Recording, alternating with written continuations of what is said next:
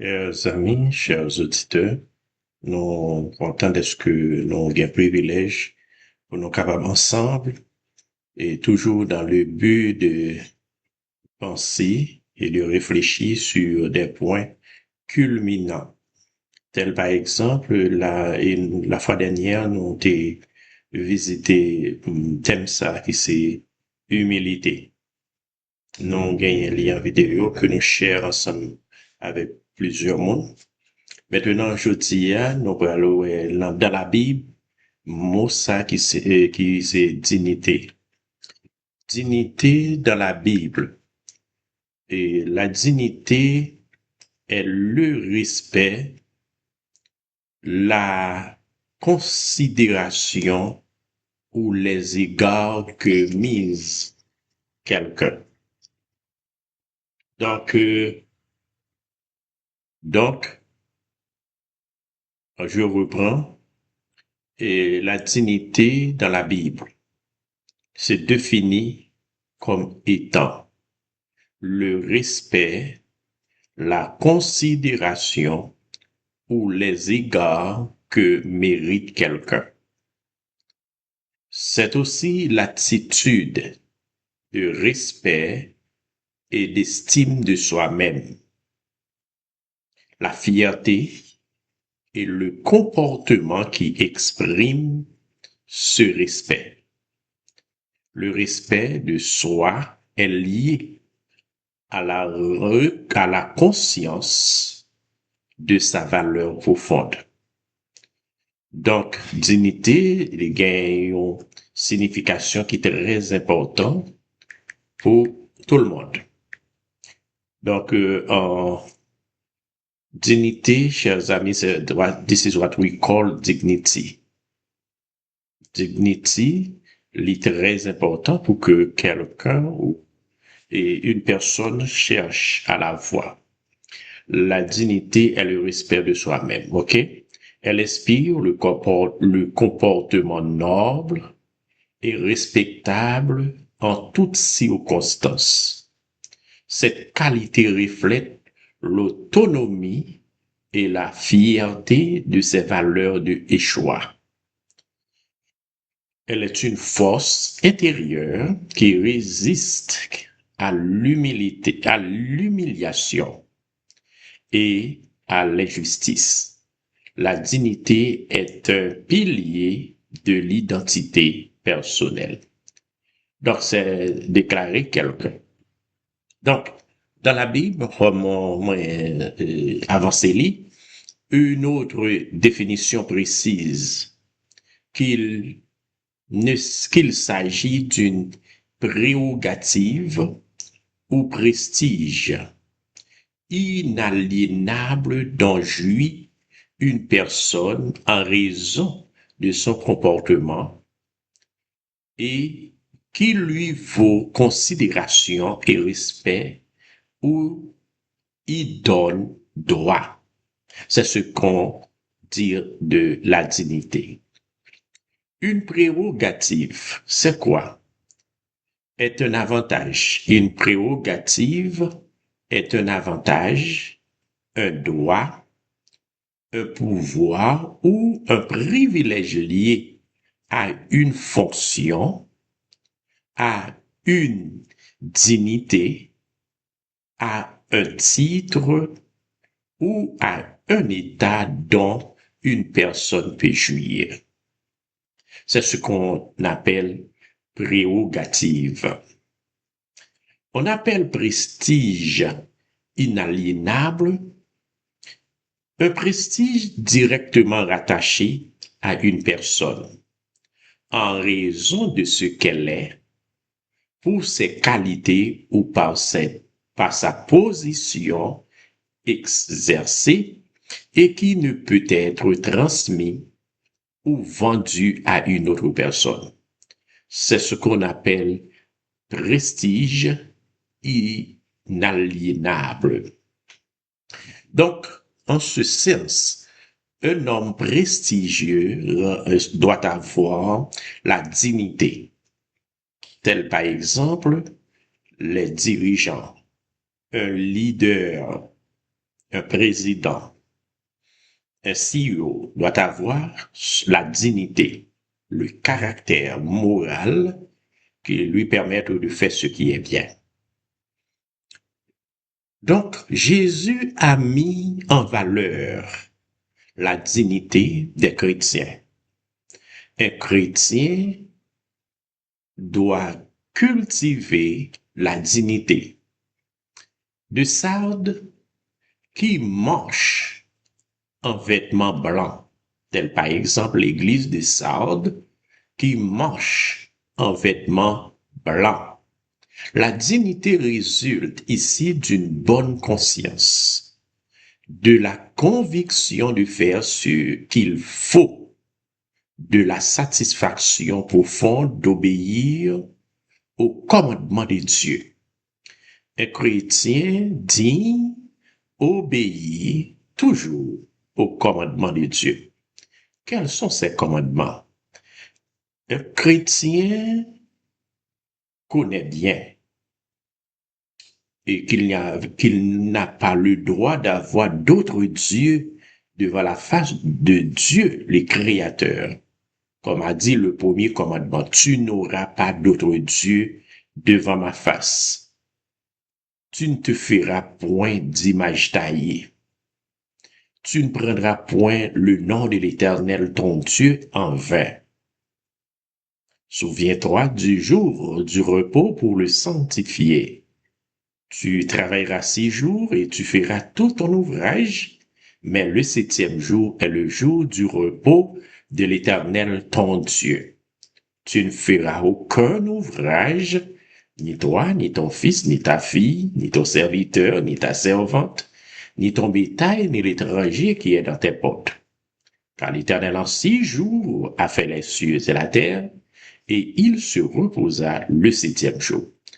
Un chrétien fidèle reconnaît que Dieu doit être respecté.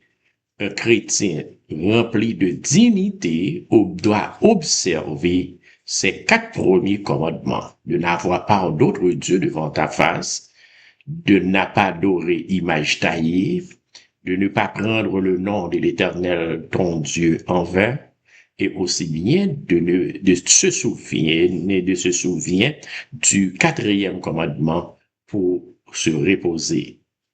Et ensuite, le second, tu aimeras ton prochain comme toi-même. Un chrétien de dignité aime son prochain comme lui-même. C'est pour cela qu'on dit, dans le 5e commandement, un chrétien digne honore son père et sa mère. Un chrétien digne ne tuerait jamais, ne tue pas son prochain, ni avec la langue, ni avec des armes à feu, ni d'aucune autre manière. Un chrétien digne ne commettra pas d'adultère, de toute forme, adultère physique ou spirituel. Un chrétien digne ne commettra jamais d'adultère. Un chrétien digne ne dérobe pas son prochain, ne prendra pas ce qui ne lui appartient pas. Un chrétien digne ne portera point de faux témoignages. Un chrétien digne ne convoite pas ce qui ne lui est pas appartenu. Un chrétien digne, en résumé, aime le Seigneur son Dieu de tout son cœur, de toute son âme, de toute sa pensée, de tout son être en général, et aime son prochain comme lui-même. De ce fait, en tant que chrétien digne, que signifie être digne de? Être digne de quelque chose ou de faire quelque chose, c'est posséder la qualité, le caractère convenable à une fonction ou à un état honorable, c'est se montrer à la hauteur et mépriser d'occuper une certaine fonction. Un chrétien digne reconnaît sa valeur, sa capacité, son habileté, Un chrétien digne ne ferait pas n'importe quoi. La dignité dans la Bible. L'Éternel Dieu Tout-Puissant est digne d'être honoré, d'être adoré, loué, glorifié. Pourquoi? Le Tout-Puissant, l'Éternel Dieu, il est Tout-Puissant. C'est pour cela qu'il est omnipotent, omniscient et omniprésent, parce qu'il est le créateur de l'univers et de tout ce qui existe. Nous, en tant que créationnistes, nous croyons à la création que Dieu a créée, qu'il est le créateur. Pour les évolutionnistes, ils pensaient que les choses sont venues au hasard et par des choses de production, d'évolution. Mais nous savons, nous, en tant que créationnistes, nous croyons à l'existence d'un Dieu créateur qui est tout-puissant. C'est lui qui mérite d'être adoré. Il est digne d'être adoré, d'être loué et d'être glorifié. Dans Psaume 145, verset 3, l'Éternel est grand et infiniment digne de louange. Sa grandeur est inscrutable. La grandeur de Dieu est insondable. La grandeur de Dieu est inscrutable. Donc, quelle chose merveilleuse, n'est-ce pas, de le savoir. En Chronique 16, verset 25, nous dit, Yahvé est grand et mérite les louanges. Il est plus redoutable que tous les dieux. Les dieux qui sont des petits dieux que les nations païennes et les païens adorent. Mais pour les chrétiens, il n'y a qu'un seul Dieu. Les monothéistes croient qu'il y a un seul Dieu qui existe. Un Dieu unique qui a créé toutes choses. Dans Psaume 96, verset 4, nous dit, car Yahweh est grand et souverainement digne de louange. Il est terrible plus que tous les dieux, les petits dieux. Donc ces dieux ne sont pas réellement des dieux. Mais l'Éternel, Yahweh, est grand. Il est très grand. C'est pour cela qu'on dit souvent qu'il est si tellement grand, l'univers ne peut le contenir. Mais pour sauver l'humanité, il se fait devenir petit afin d'habiter dans notre cœur et de nous régénérer. Et car c'est lui qui nous a créés à son image et à sa ressemblance. Donc Yahweh est très grand et mérite d'être loué. Il est le plus redoutable de tous les dieux. Ensuite, nous sommes capables de constater aussi dans Exode 15, verset 11, tu es digne. Exode 15, verset 11, qui est comme toi parmi les dieux, ô Éternel? Qui est comme toi magnifique en sainteté, digne de louange, opérant des prodiges? Nul autre n'est comme notre Dieu, le Créateur de l'univers. Il n'y a pas d'autre qui peut faire ce qu'il fait. Il n'y a pas d'autre.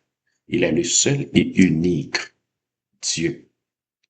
Apocalypse 4, verset 11. Tu es digne, notre Seigneur et notre Dieu, toi le Saint, de recevoir la gloire, l'honneur et la puissance, car tu as créé toutes choses et c'est par ta volonté qu'elles ont été créées et qu'elles existent.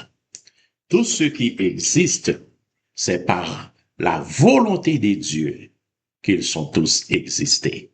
Car l'Éternel est très digne C'est ce qu'on voit, la dignité, hein, la dignité du Créateur, cette prérogative inaliénable est directement attachée à Dieu. Il n'y a pas d'autre. Il n'y a pas d'autre. Jésus est digne d'ouvrir le livre que Dieu tient à sa main droite. Et c'est cette sceau. Le Fils de Dieu est digne d'être profondément honoré et glorifié. Yeah, Jesus Christ is, he has the ability, the dignity to open the book. To open the book. There is no other one than himself. Yes, Jésus est digne d'ouvrir le livre que Dieu tient dans sa main droite. Et c'est cette sceau. Le Fils de Dieu est digne d'être profondément honoré et glorifié. Apocalypse 5, versets 9 et 12. Et il chantait un cantique nouveau en disant, tu es digne de prendre le livre et d'en ouvrir les sceaux, car tu as été offert en sacrifice, et tu as racheté pour Dieu par ton sang des hommes de toute tribu, de toute langue, de tout peuple et de toute nation. Il disait d'une voix forte, l'agneau qui a été offert en sacrifice est digne de recevoir la puissance, la richesse, la sagesse, la force, l'honneur, la gloire et la louange. Cet agneau n'est qu'autre que Jésus-Christ, qui est l'agneau de Dieu, qui ôte les péchés du monde. Être digne de Jésus. Jean le Baptiste a déclaré, dans Jean 1er, verset 27, il vient après moi, et je ne suis pas digne, je ne suis pas digne de détacher les courroies de ses souliers. Jean, le baptiseur, reconnaissait en Jésus la dignité et que lui n'est pas digne d'ouvrir et de détacher la courroie de ses souliers ou de ses sandales. Dans Matthieu 11, versets 37 et 38, nous dit, celui qui aime son père ou sa mère plus que moi n'est pas digne de moi. Et celui qui aime son fils ou sa fille plus que moi n'est pas digne de moi. Celui qui ne prend pas sa croix et ne me suit pas n'est pas digne de moi. Le chrétien doit être digne de son nom. La dignité, c'est un caractère de très grande valeur que les chrétiens doivent cultiver. La dignité. Et quelqu'un qui aime le monde plus que Jésus n'est pas digne de lui. Qui aime la vanité plus que Jésus n'est pas digne de lui. Celui qui aime quelque chose d'autre plus que Jésus n'est pas digne de Jésus-Christ. Matthieu 8, verset 8. L'officier répondit, Seigneur, je ne suis pas digne que tu entres sous mon toit, mais dis seulement un mot et mon serviteur sera guéri. L'officier qui avait un serviteur malade reconnaissait qu'il n'est pas digne, qu'il n'était pas digne pour Jésus d'entrer sous son toit. Il reconnaissait la grandeur de Jésus, la valeur, la dignité de Jésus. Pour aujourd'hui, analysez votre vie pour savoir est-ce que la dignité d'un chrétien repose sur toi. Oui, Jésus l'a dit. Dans Actes chapitre 5, verset 41, les apôtres quittèrent le Sanhédrin, joyeux d'avoir été jugés dignes d'être maltraités pour le nom de Jésus. Les apôtres quittaient le Sanhédrin, quoique maltraités, lapidés, humiliés, calomniés, ils se sentaient joyeux d'avoir été jugés dignes d'être maltraités pour le nom de Jésus. Lorsqu'un chrétien subit des humiliations, des attaques ou des offenses pour le nom de Jésus, ce chrétien doit se sentir heureux. Chrétien, ça doit se sentir heureux d'avoir été traité ainsi pour le nom de Jésus. La dignité est associée à une bonne morale. Donc, ce thème est connecté. La dignité est associée à une bonne moralité. Une personne digne a de la moralité, pratique la moralité. 1 Thessaloniciens 4, verset 3 à 5 nous dit, « Ce que Dieu veut, c'est votre progression dans la sainteté. C'est que vous vous absteniez de l'immoralité sexuelle, c'est que chacun de vous sache garder son corps dans la consécration et la dignité, sans se livrer à la passion du désir comme les membres des autres peuples qui ne connaissent pas Dieu. Ceux qui ne connaissent pas Dieu n'ont pas de bonne moralité. Ils faisaient n'importe quoi, ils disent n'importe quoi, ils mangent n'importe quoi, ils se rendent n'importe où. Mais le chrétien ne peut agir de la sorte. Je vais reprendre pour vous 1 Thessaloniciens 4, verset 3 à 5. Ce que Dieu veut, c'est votre progression dans la sainteté. C'est que vous vous absteniez de l'immoralité sexuelle. C'est que chacun de vous sache garder son corps dans la consécration et la dignité, sans se livrer à la passion du désir, comme les membres des autres peuples qui ne connaissent pas Dieu. Ce qui est digne de notre attention, d'être accepté sans réserve et de conscience et de confiance.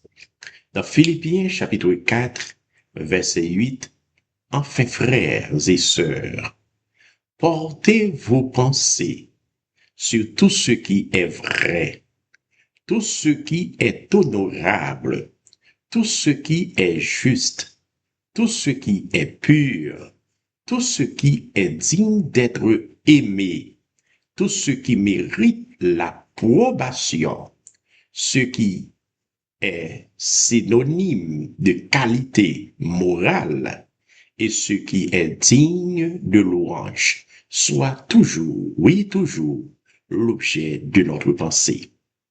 Pensez toujours à de bonnes choses. 1 Timothée 4, verset 9, voilà une parole certaine, digne d'être acceptée sans réserve, la parole du Seigneur. Apocalypse 21, verset 5, nous dit, celui qui était assis sur le trône dit, voici que je fais toutes choses nouvelles. Il ajouta, écrit cela, car ces paroles sont dignes de confiance et vraies. La parole du Seigneur. Dans Apocalypse chapitre 21, 22, c'est-à-dire 22, verset 6, il me dit, ces paroles sont dignes de confiance et vraies. Et le Seigneur, le Dieu de l'esprit des prophètes, a envoyé son ange pour montrer à ses serviteurs ce qui doit arriver bientôt. Les paroles du Seigneur, ajoutait l'apôtre Jean, est digne, ces paroles sont dignes de confiance et vraies, parce que le Seigneur, le Dieu de l'esprit des prophètes, a envoyé son ange pour montrer à ses serviteurs ce qui doit arriver bientôt. Savez-vous que quelque chose va se passer? Parmi les chrétiens de Sartre, certains sont dignes de marcher, sont dignes et marchent en vêtements blancs, ce qui symbolise une belle conduite, résultant de leur obéissance à Dieu et à Jésus. Oui, une conscience digne ou un vêtement blanc, c'est bien le résultat de l'obéissance à Jésus. Et comme Jésus disait, si vous m'aimez, gardez mes commandements. Souvent, vous dites, vous aimez Jésus. Est-ce que vous obéissez à sa parole?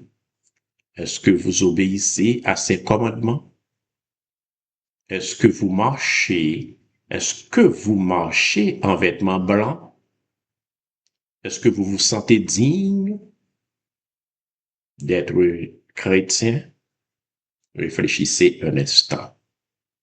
Apocalypse 3, verset 4 nous dit, cependant, tu as à Sardes quelques personnes qui n'ont pas souillé leurs vêtements.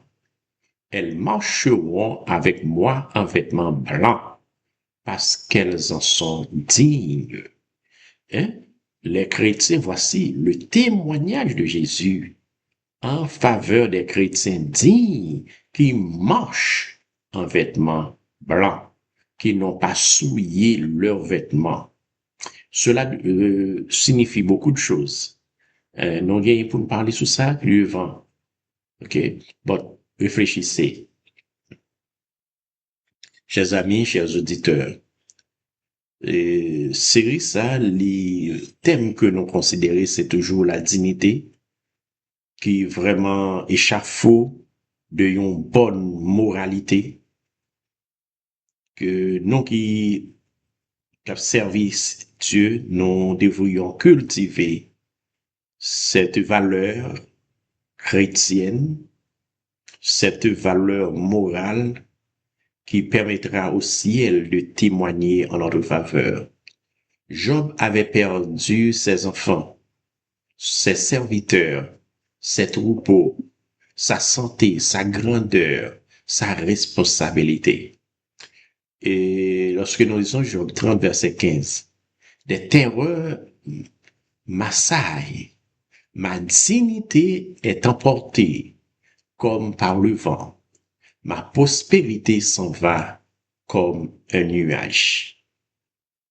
Et enfin, Dieu se soucie de la dignité des pauvres. C'est pour cela qu'on ne doit pas maltraiter les pauvres, qu'on ne doit pas mépriser les pauvres. Les pauvres aussi ont de la dignité. Ésaïe 33, verset 15. De quel droit piétinez-vous mon peuple et écrasez-vous la dignité des pauvres, déclare le Seigneur l'Éternel, le Maître de l'univers. L'Éternel est le Maître de l'univers. Vous n'avez ni le droit de piétiner le peuple, les enfants de Dieu, d'écraser la dignité des pauvres, des méprisés, des orphelins, des veuves, des laissés pour compte. Vous n'avez ni le droit de les écraser. C'est l'Éternel qui parle, lui le Maître de l'univers. Chers amis, chers auditeurs, tout le monde a une dignité, a une a un caractère propre à lui. C'est pour cela on doit ne pas humilier ou rejeter quiconque. La dignité est retrouvée, chers amis, que très important pour que un chrétien, quelle que soit dimension de vie, quel que soit rang social, pour capable suivre, pour capable marcher dans. Lorsqu'on lit Apocalypse, c'est ce qu'on lit dans Apocalypse chapitre 3, verset 16. Cependant, tu as à Sardes quelques personnes qui n'ont pas souillé leurs vêtements. Elles marcheront avec moi en vêtements blancs parce qu'elles en sont dignes. Jésus vient de mettre en garde l'église de Sardes contre sa conduite non conforme à son engagement et à la considérer comme morte spirituellement. Il lui demande d'être vigilante et de fortifier ce qui lui reste, car ses œuvres ne sont pas pleinement accomplies devant Dieu. Il exhorte à se repentir et à mettre en pratique ce qu'elle a entendu et accepté. Apocalypse chapitre 3, versets 1 à 4. Quelques chrétiens, cependant, n'ont pas souillé leurs vêtements et ont été trouvés dignes de marcher en vêtements blancs aux côtés de Jésus. N'importe qui ne marchera pas aux côtés de Jésus lors de son retour. Il faut avoir un vêtement blanc. Des vêtements souillés.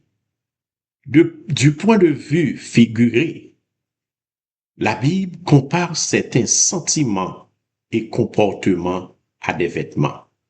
La violence, la justice, la vengeance et la jalousie sont comparés à un vêtement. D'après Psaume 73, verset 5. Aussi l'orgueil leur sert de collier. La violence est le vêtement qui les enveloppait. D'après Louis II. Ésaïe 59, verset 17. Il s'est vêtu de justice comme d'une cuirasse, et il a mis sur sa tête le casque du salut.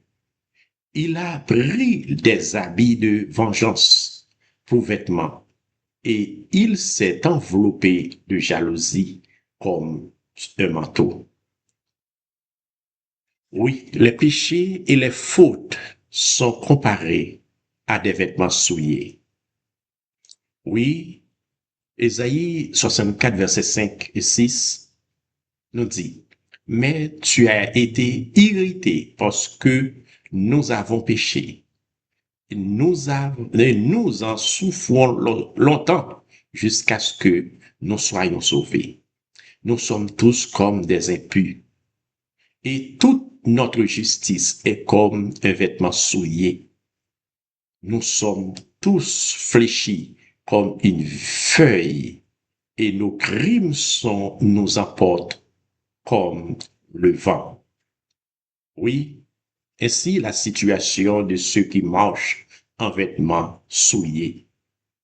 Zacharie 3, versets 4 et 5 nous dit, « L'ange a pris la parole et a dit à ceux qui se tenaient devant lui, « Enlevez-lui les habits sales. » Puis il a dit à Josué, « Regarde, je t'enlève ta faute et je te mets des habits de fête. » J'ai dit, qu'on mette sur sa tête un turban pur.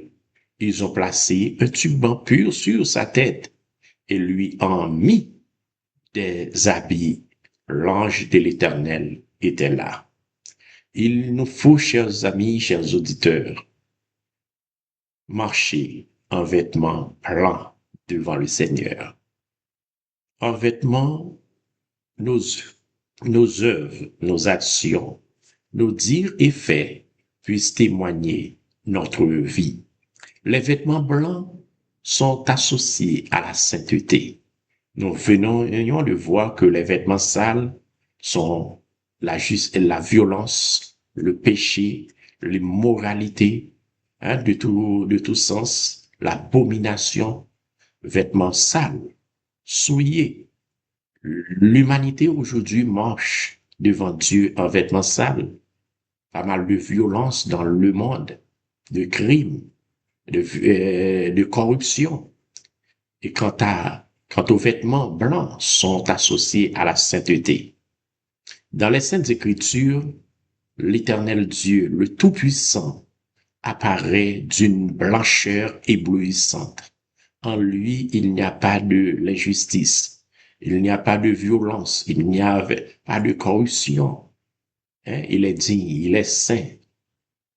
Dans Daniel 7, verset 9, pendant que je regardais, on a placé des trônes et l'ancien des jours s'est assis. Son vêtement était aussi blanc que la neige et les cheveux de sa tête pareils à de la laine pure. Son trône était de flammes, de flammes et ses roues étaient un feu dévorant. Oui, c'est ce qu'on dit de la sainteté des vêtements blancs. Jésus et les anges apparaissent également d'une blancheur resplendissante.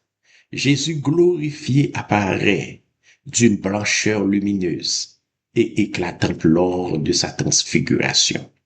Marc 9, verset 2 et 3. Dans Apocalypse 1er, verset 13 et 14, dit, et au milieu des 7 chandeliers d'or, quelqu'un qui ressemblait à un fils d'homme. Il était habillé d'une longue robe et portait une écharpe en or sur sa poitrine, et sa tête et ses cheveux étaient blancs comme la laine blanche, comme la neige. Ses yeux étaient comme une flamme de feu. Voilà, chers amis, chers auditeurs, les aspects de vêtements blancs. Après la résurrection de Jésus, 2 anges habillés de vêtements blancs, resplendissants, s'adressant aux femmes venues voir Jésus. Ainsi, nous, en tant que chrétiens, nous devons marcher en vêtements blancs.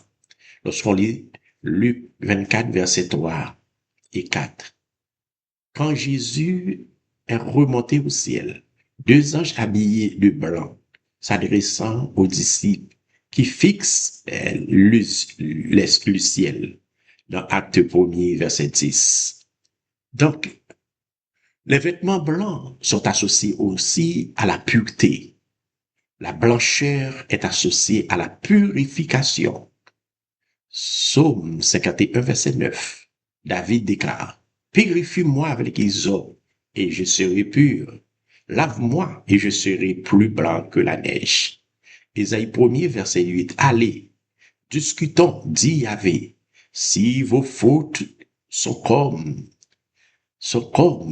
l'écarlate, elles deviendront blanches comme la neige. Si elles sont rouges comme la pourpre, elles deviendront comme de la laine. » Ça s'est demandé à l'Éternel. Aujourd'hui, qu'est-ce que la dignité pour vous? La dignité, dans le sens être digne de quelque chose, est le respect, la considération que mérite quelqu'un. La dignité peut aussi indiquer l'attitude de respect et d'estime de soi-même, la fierté et le comportement qui exprime ce respect. Le respect de soi est lié à la conscience de sa valeur profonde. Vous connaissez votre valeur? Ainsi, comment expliquer? Donc, ainsi, nous devrions être dignes d'être chrétiens. Le vêtement, cependant, tu as quelques personnes qui n'ont pas souillé les vêtements. Est-ce qu'il y a dans notre église, dans notre communauté, quelqu'un qui n'est pas souillé ses vêtements? Les vêtements sont, dans le sens figuré, comparés aux sentiments et au comportement de la personne. Oui, les péchés et les fautes sont comparés à des vêtements souillés, la mode, l'immoralité, etc. Il est évident que Jésus ne parle pas dans ce verset d'Apocalypse 3, verset 4, de salissure physique seulement. Il s'agit de souillure spirituelle ou morale qui tâche l'enseignement pur des dieux et de Jésus.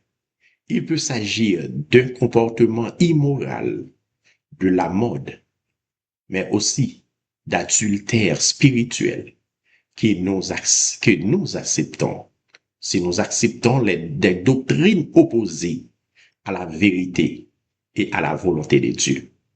Les personnes qui restent attachées aux enseignements des Saintes Écritures, en rejetant toute conduite immorale et en refusant les fausses doctrines et enseignements éloignés de la vérité biblique, seront comparables aux chrétiens de Sade qui marchent en vêtements blancs, parce qu'ils en sont dignes, la blancheur étant associée à la sainteté et à la pureté. D'après ce que nous lisons, d'après Psaume 51:9, Ésaïe 1er, 18, Apocalypse 7, 14, la dignité résulte ici d'une bonne conscience, de la conviction de faire ce qu'il faut selon notre esprit et notre cœur, ce qui peut parfois nous amener à ne plus suivre notre groupe religieux initial, de la satisfaction profonde d'obéir aux commandements de Dieu. Jésus a promis de ne pas effacer du livre de vie le nom du fidèle chrétien qui est habillé de vêtements blancs et de le reconnaître devant son Père et devant ses anges. Apocalypse 3, verset 5. Telle est la parole du Seigneur. Que Dieu vous bénisse. Que Dieu vous accompagne. Merci.